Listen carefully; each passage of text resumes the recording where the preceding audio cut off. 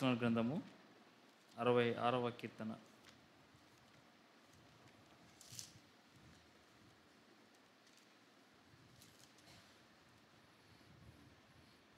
కీర్తన గ్రంథము 66వ కీర్తన 5వ చరణం నుంచి 12వ చరణం వరకు నేను చదువుతూ ఉన్నాను. దేవుని ఆశ్చర్య కార్యములను చూడరండి, నరుల ఎడల ఆయన జరిగించు కార్యములను చూడగా ఆయన భీకరుడై ఉన్నాడు. ఆయన సముద్రమును ఎండిన భూమిగా చేసెను, జనులు కాలినడక చే దాటిరి. అక్కడ ఆయన యందు మేము సంతోషించితిమి. ఆయన తన పరాక్రమం వలన నిత్యము ఏలుచున్నాడు. అన్యజనుల మీద ఆయన తన దృష్టి ఉంచి ఉన్నాడు. ద్రోహులు తమ్ము తాము హెచ్చించుకొన తగదు. జనములారా, మా దేవుని సన్నుతించుడి, గొప్ప స్వరముతో ఆయన కీర్తి వినిపించుడి. జీవప్రాప్తులుగా మమ్మను కలుగజేయవాడు ఆయనే. ఆయనే మా పాదములు కదలనీయుడు. దేవా, నీవు మమ్మను పరిశీలించి ఉన్నావు. వెండిని నిర్మలము చేరీతిగా మమ్మను నిర్మలులుగా చేసి ఉన్నావు. నీవు బందీగృహంలో మమ్ము ఉంచితివి. మా నడుముల మీద గొప్ప భారం పెట్టితివి. నరులు మా నెత్తి మీద ఎక్కినట్లు చేసితివి. మేము నిప్పులలోనూ నీళ్ళలోనూ పడితిమి, అయినను నీవు సమృద్ధి గల చోటికి మమ్మను రప్పించి ఉన్నావు. మనం చదివినటువంటి ఈ కీర్తనలో 5 నుంచి 7 చరణాలు మనం గమనిస్తే, ఇక్కడ దేవుని ప్రజలు వారి యొక్క విమోచన కార్యాన్ని జ్ఞాపకం చేసుకుంటూ, ఆ యొక్క విమోచన కార్యాన్ని జ్ఞాపకం చేసుకుంటూ దాన్ని ఆధారం చేసుకొని ఇక్కడ దేవుని ప్రజలు ఆయన్ను ఆరాధిస్తున్నట్లుగా ఇక్కడ మనం చూస్తూ ఉన్నాం. ఇక్కడ దేవుని ప్రజలు ఐగుప్తు దేశంలో 430 సంవత్సరాలు బానిసలుగా ఉండగా, మోషే అహరోనుల చేత ఆ 10 అద్భుత కార్యాలు జరిగిన తరువాత చివరి సంఘటన పస్కా గొర్రెపిల్ల యొక్క రక్తము చేత వారు విమోచించబడ్డారు.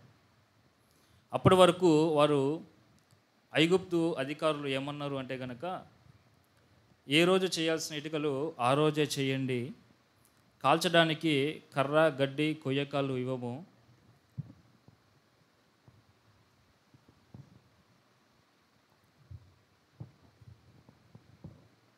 క్షమించండి, అయితే ఏ రోజు చేయాల్సిన ఇటుకలు ఆ రోజే చేయండి, కాల్చడానికి కర్ర గడ్డి కొయ్యకాలు ఇవ్వము, అయితే చేయాల్సిన ఇటుకలు కోటా తగ్గితే మాత్రము ఒప్పుకోము అన్నారు. ఏ రోజు చేయాల్సిన ఇటుకలు ఆ రోజే చేయాలంట, కాల్చడానికి మాత్రం కర్ర గడ్డి కొయ్యకాలు ఇవ్వనన్నారు. ఒకవేళ చేయకపోతే గనక కొరడాలతో కొడతానని చెప్పి అక్కడ ఐగుప్తు అధికారులు అంటూ ఉన్నారు. అంటే 430 సంవత్సరాలు దేవుని ప్రజలు ఆ యొక్క ఐగుప్తు దేశంలో నలిగిపోతూ ఉన్నారు. వారి ప్రాణాలు విసిగిపోయినాయి. అటువంటి సమయంలో పస్కా గొర్రెపిల్ల యొక్క రక్తము చేత వారు విమోచించబడ్డారు. వారు విమోచించబడ్డారు అంటే ఇంకా ఐగుప్తు యొక్క అజమాయిషి వారి మీద లేదు. ఐగుప్తీయులు ఆ ఎర్ర సముద్రంలో పడి చచ్చిపోయారు. ఇక్కడ దేవుని ప్రజలు కాలినడకచే ఆ యొక్క ఎర్ర సముద్రాన్ని వారు దాటినట్లుగా మనం చూస్తూ ఉన్నాం. కాబట్టి ఉదయకాల సమయము ఆరాధించడానికి వచ్చిన మనము ఇక్కడ దేవుని ప్రజలు వారి యొక్క విమోచనాన్ని ఆధారం చేసుకుంటూ దేవుణ్ణి వారు ఆరాధిస్తూ ఉన్నారు. వారి ఆరాధనకు కారణం ఏంటంటే గనక వారి విమోచన. ఐగుప్తు ప్రజలు వారిని హింసిస్తూ ఉన్నప్పటికీ కూడా దేవుని ప్రజలు నలిగిపోతూ ఉన్నారు. అటువంటి సమయంలో పస్కా గొర్రెపిల్ల యొక్క రక్తం చేత వారు విమోచించబడ్డారు. అంటే ఇంకా ఐగుప్తు దేశం యొక్క ప్రభుత్వం వారి మీద లేదు. ఐగుప్తు ప్రజలు వారి మీద అజమాయిషి చేయలేరు. ఐగుప్తు ప్రజలు వారిని కొరడాలతో బాధింపలేరు. కారణం ఏంటంటే గనక వారు పస్కా గొర్రెపిల్ల యొక్క రక్తం చేత విమోచించబడ్డారు అని వారి యొక్క విమోచన కార్యాన్ని జ్ఞాపకం చేసుకుంటూ దాన్ని ఆధారం చేసుకుంటూ దేవుణ్ణి వారు ఆరాధిస్తున్నట్లుగా మనం చూస్తూ ఉన్నాం. కాబట్టి ఉదయకాల సమయము ఆరాధించడానికి వచ్చిన మనం కూడా విమోచించబడిన వారమైతే మన ఆరాధనకు మన విమోచన ఆధారమై ఉండాలి.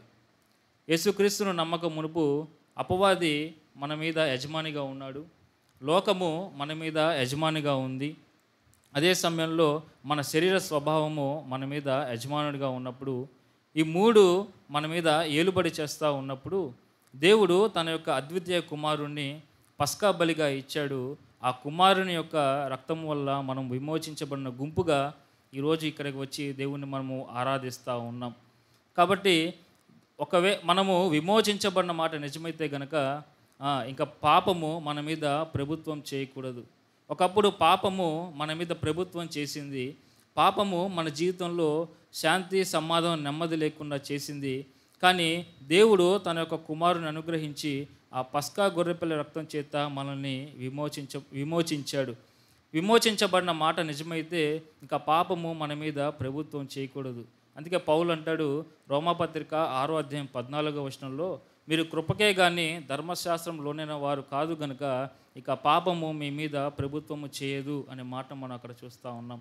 ఈ ఉదయకాల సమయము ఆరాధించడానికి వచ్చిన మనము ఇశ్రాయేలు దేవుని ప్రజలు వారి యొక్క విమోచన కార్యాన్ని జ్ఞాపకం చేసుకుంటూ దాన్ని ఆధారం చేసుకొని వారు దేవుణ్ణి ఆరాధిస్తూ ఉన్నారు. అదేవిధంగా ఆయన రక్తం ద్వారా విమోచించబడిన మనం కూడా మన యొక్క విమోచన కార్యాన్ని ఆధారం చేసుకుంటూ ఈరోజు మనము ఆరాధించడానికి ఆయన సన్నిధికి వచ్చి ఉన్నాం. ఇంకో మాట అంటే కనుక వాళ్ళు విమోచించబడిన మాత్రమే కాదు, వాళ్ళు విడుదల పొందినట్లుగా కూడా మనం చూస్తూ ఉన్నాం. అది ఆయన సముద్రమును ఎండిన భూమిగా చేసెను, జనులు కాలినడకచే దాటిరి. ఇక్కడ వారి యొక్క విడుదలను దేవుని ప్రజలు జ్ఞాపకం చేసుకుంటూ దేవుణ్ణి వారు ఆరాధిస్తూ ఉన్నారు. ఐగుప్తులో ఉన్నప్పుడు దుఃఖం వారి మీద ఏలుబడి చేసింది, కానీ ఇప్పుడు సంతోషం వచ్చింది. ఐగుప్తులో ఉన్నప్పుడు అంగలార్పు వారిని ఏర్పించింది, కానీ ఇప్పుడు వారికి నాట్యం వచ్చింది. ఐగుప్తు దేశంలో ఉన్నప్పుడు వారు చాలా బాధలు, హింసలు అనుభవించారు, కానీ ఇప్పుడు వారికి సంతోష వస్త్రము దేవుడు అనుగ్రహించాడు. వారి యొక్క విడుదలను, వారి యొక్క విమోచన కార్యాన్ని జ్ఞాపకం చేసుకుంటూ దాన్ని బట్టి వారు దేవుణ్ణి ఆరాధిస్తూ ఉన్నారు. మనము కూడా మన యొక్క విమోచన కార్యాన్ని మనం జ్ఞాపకం చేసుకుంటూ దేవుణ్ణి ఆరాధించాలి. అదేవిధంగా మనల్ని దేవుడు ఏ విధంగా విడుదల చేశాడంటే కనుక, దేని నుండి దేవుడు మనల్ని విడుదల చేశాడంటే కనుక అంధకార సంబంధమైన ప్రతి విషయంలో నుంచి దేవుడు మనల్ని విడుదల అనుగ్రహించాడు. అంధకార సంబంధమైనటువంటి ఏవి కూడా మన మీద పనిచేయవు. అంతేకాదు ఆయన అంధకార సంబంధమైన వాటి నుంచి విడుదల అనుగ్రహించి ఆయన క్రీస్తు రాజ్యంగా, ఆయన కుమారు యొక్క రాజ్య నివాసులుగా బ్రతికేటువంటి మెట్టుకు ఆయన మనల్ని తీసుకువచ్చాడు. కాబట్టి ఉదయకాల సమయము ఆ కారణాలను మనము జ్ఞాపకం చేసుకుంటూ దేవుణ్ణి మనము ఆరాధించవలసిన వారంగా ఉన్నాం. రెండో మాట ఏంటంటే కనుక 8వ చరణం నుంచి 12వ చరణం మనం జ్ఞాపకం చేసుకుంటే ఇక్కడ వారు ఆరాధిస్తున్నారు. అయితే వారి ఆరాధనలో ఆనందం మనం ఇక్కడ చూడొచ్చు. ఆరాధనలో ఆనందం అంటే ఆనందంతో కూడిన ఆరాధన ఇక్కడ వారు చేస్తున్నట్లుగా మనం చూస్తూ ఉన్నాం. ఇక్కడ మనం చదివితే కనుక అక్కడ వారిలో ఆనందము ఎక్కడ కనబడుతుందంటే కనుక 9వ చరణం మనం గమనిస్తే, జీవ ప్రాప్తులుగా మమ్మల్ని కలుగజేయవాడు ఆయన మా పాదములు కదలనియ్యడు. దానికంటే ముందు దేవుడు వారిని శిక్షించినట్లుగా మనం చూస్తాం. 8వ చరణం నుంచి 12వ చరణం వరకు దేవుడు వారిని శిక్షించినట్లుగా మనం చూస్తాం.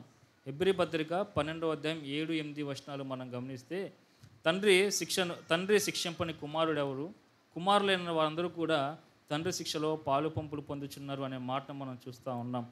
కాబట్టి దేవుని ప్రజలు దేవునికి వ్యతిరేకంగా కొంత పాపం చేసినప్పుడు దేవుడు వారిని శిక్షించినట్లుగా మనం చూస్తూ ఉన్నాం.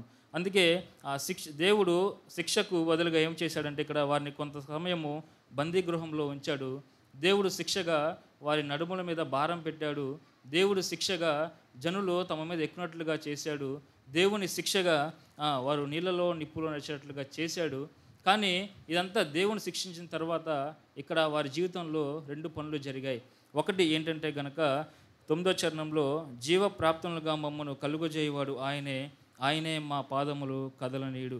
దేవుడు కొంతకాలం మమ్మల్ని శిక్షించాడు, కానీ ఆయన శిక్షించిన తర్వాత మా జీవితంలో 2 పనులు జరిగాయి. దాంట్లో మొట్టమొదటి ఏంటంటే గనక ఆయన మమ్మల్ని స్థిరపరిచిన వాడు. వారి యొక్క ఆరాధనలో ఆనందం దేనికి అంటే గనక దేవుడు వాళ్ళని స్థిరపరిచిన విధానం బట్టి ఆనందంతో వారు దేవుణ్ణి ఆరాధిస్తూ ఉన్నారు. కాబట్టి ఉదయకాల సమయము ఆరాధించడానికి వచ్చిన మనము మన జీవితంలో మనల్ని కూడా దేవుడు స్థిరపరిచాడు.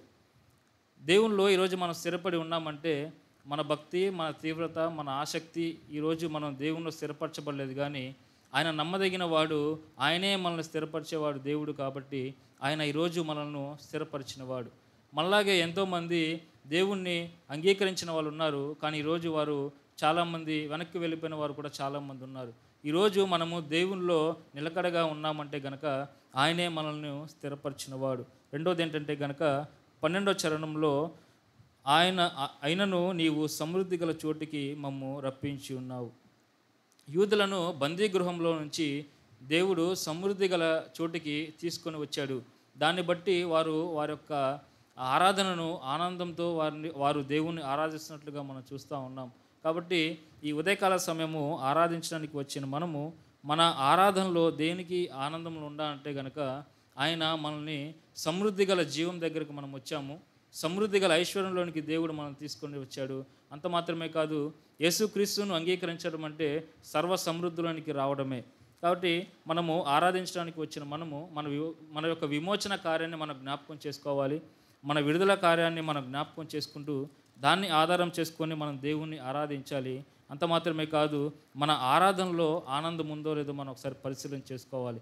దేవుడు మనల్ని స్థిరపరిచిన వాడు, ఆయన మనల్ని సమృద్ధి గల చోటికి తీసుకువచ్చాడు అనే ఆనందం మనలో ఉంటే గనక మన ఆరాధన ఆనందంతో కూడా దేవునికి మనం సమర్పించేదిగా ఉంటుంది. కాబట్టి ఉదయకాల సమయము ఆరాధించడానికి వచ్చిన మనము మన జీవితాల్లో జరిగినటువంటి గొప్ప కార్యాన్ని మనం జ్ఞాపకం చేసుకుంటూ దేవుణ్ణి మనము ఆరాధించవలసిన వారంగా ఉన్నాం.